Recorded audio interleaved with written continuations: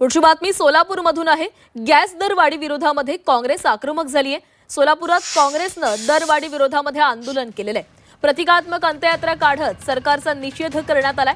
केंद्र आणि राज्य सरकार विरोधात घोषणाबाजी देखील करण्यात आली आहे। सर्वसामान्य जनतेचे खिसे कापण्याचं काम मोदी सरकारनं केल्याचा आरोप या आंदोलनामधून करण्यात आलेला आहे। तर गॅस दरवाढी विरोधामध्ये काँग्रेस आक्रमक झालेली आहे। सोलापुरात काँग्रेसनं दरवाढी विरोधामध्ये आंदोलन केलंय।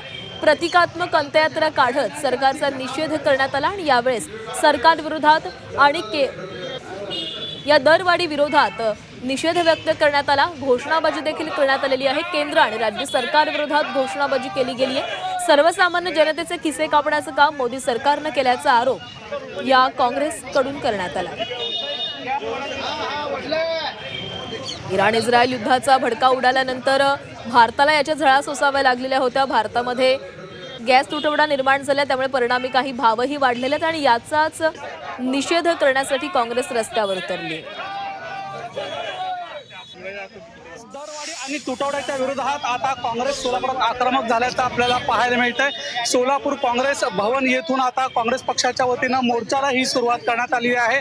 खरं तर या ठिकाणी तिरडी मोर्चा काढत सरकारचा निषेध नोंदवण्यात येत आहे। आपण पाहू शकतो ही दृश्य सोलापूर शहरातील आहेत।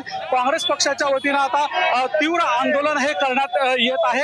एकंदरीत गॅस टाकी ही तिरडीवर ठेवून या ठिकाणी काँग्रेसची आक्रमक झालेली आहे। काय सांगाल आक्रमक